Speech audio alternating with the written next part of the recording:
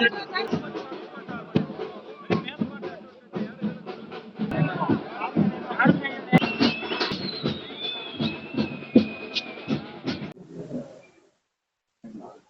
ప్రభుత్వం ఏర్పడి 100 రోజులు అయిన సందర్భంగా గౌరవ ముఖ్యమంత్రి చంద్రబాబు నాయుడు గారు, ఉప ముఖ్యమంత్రి పవన్ కళ్యాణ్ గారు, భారతీయ జనతా పార్టీ 3 పార్టీలు కలిపి మొన్న ఒక సమావేశాన్ని కూడా ఏర్పాటు చేయడం జరిగింది. గత ప్రభుత్వం నిర్లక్ష్యం వల్ల ఆంధ్రప్రదేశ్ ఆర్థిక వ్యవస్థ పతనావస్థ దశకు చేరిన తనకున్న అనుభవంతో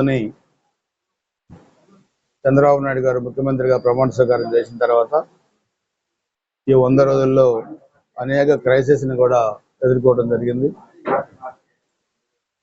విజయవాడలో వచ్చిన ఫ్లడ్స్ నుంచి ఎన్నికలకు ముందు మేనిఫెస్టోలో పెట్టిన విధంగా పెన్షన్ని 4,000 రూపాయలు పెంచడం, ఫిజికల్ హ్యాండిక్యాప్డ్ పెన్షన్ 6,000 రూపాయలు పెంచడం, ఏదైతే 100% ఫిజికల్ హ్యాండిక్యాప్డ్ ఉన్నారో వాళ్ళకి 15,000 రూపాయలు అది ఇవ్వటం, తర్వాత రాజధానికి కేంద్రం నుంచి 15,000 కోట్ల రూపాయలు తీసుకురావడం. గత 5 సంవత్సరాలు గత ప్రభుత్వం రాజధాని లేని రాష్ట్రాన్ని తయారు చేశారు. రాజధాని చంపాలని చూశారు. కానీ ఇప్పుడు 15,000 కోట్లు మొట్టమొదటిసారి ఇచ్చారు కేంద్ర ప్రభుత్వం. అదేవిధంగా పోలవరానికి 20,000 కోట్ల పైగా పోలవరానికి ఇచ్చారు. అనేక పరిశ్రమలు రావడానికి నిధులు కూడా ఇస్తా ఉన్నారు. సో గతంలో ఇచ్చిన హామీలన్నీ కూడా నెరవేర్చేదానికి 20 లక్షల ఉద్యోగాలు కానీ, గతంలో మనం చూస్తే ఈ పిన్నెల్లి విలేజ్ ఒక రావణాకాశంలో తయారు చేశారు. మనుషులను చంపారు, కాళ్ళ చేత విరగొట్టారు, మహిళలపై అత్యాచారాలు చేశారు. 5 సంవత్సరాలు పొలాలను బీళ్లు పెట్టారు, ఆస్తులు దోచుకున్నారు. మేము ఎన్నికల ముందు హైకోర్టు ఆర్డర్తోని గ్రామంలోకి రావడం జరిగింది. సో ఇప్పుడు 3 నెలల తర్వాత కూడా ఇక్కడ ఎలాంటి అవాంఛనీయ సంఘటనలు జరగకుండా మేము చూస్తున్నాం.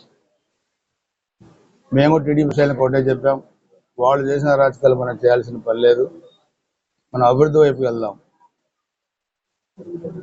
నేను కానీ గంగా కృష్ణమూర్తి గారు కానీ, నేను 94లో ఎమ్మెల్యే అని, కృష్ణమూర్తి గారు 99లో అయ్యారు.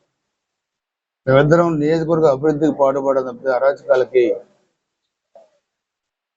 పాల్పడలేదు. ఒక చిన్న సంఘటన ఇక్కడ జరిగితే దాన్ని నేను మాచవరం సభలో నేను ఖండించాను. ఎమ్మెల్యే టీడీపీ వాళ్ళు ఒక చిన్న ఇది చేస్తే, అదే కౌసమాశ్రెడ్డి 5 సంవత్సరాలు ఎమ్మెల్యేగా ఉంటే అరాచకాలను ప్రోత్సహించాడు తప్పితే ఎప్పుడు మా వాళ్ళు తప్పు చేశారని చెప్పి ఆయన ఖండించలేదు.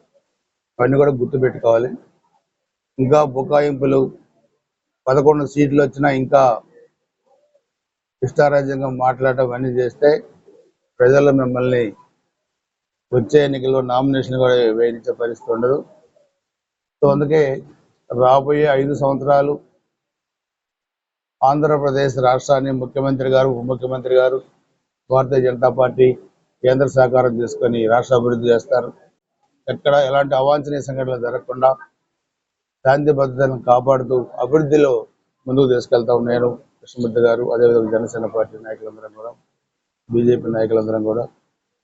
సో మా ప్రాధాన్యత క్రమం అభివృద్ధి. బడుగు బలహీన వర్గాలు, పేద వర్గాలని ఒక ఉన్నతమైన స్థానాలు నిలబెట్టాలన్నదే ఎన్డీఏ ప్రభుత్వ లక్ష్యం. సో ఈ 100 రోజుల పరిపాలనలో జరిగిన హామీల అమలు ఈరోజు ప్రజల దగ్గరికి తీసుకెళ్లడంలో భాగంగా ఈరోజు పిన్నెల్లి కార్యక్రమం పెట్టడం జరిగింది. సో ఇదే కాకుండా రాబోయే రోజుల్లో కూడా గ్రామాన్ని ఒక యూనిట్గా తీసుకొని నిర్మించే ప్రభుత్వం, పోలవరం డ్యామ్ నిర్మించే ప్రభుత్వం,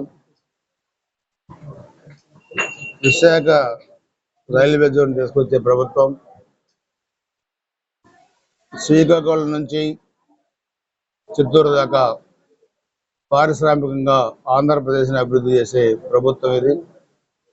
సో గత 5 సంవత్సరాల అరాచక పాలన తెరదించి ప్రజాస్వామ్యాన్ని నిలబెట్టిన ప్రభుత్వం. ఈ ప్రభుత్వాన్ని అందరూ ఆదరించాలి, దీవించాలి. ఈ ప్రభుత్వంలో అన్ని వర్గాలకి మేలు జరగాలని చెప్పి కూడా భావిస్తున్నారు. దానికి తగ్గట్టుగానే మేము అందరం కూడా కలిసిమెలిసి పనిచేస్తా ఉన్నాం.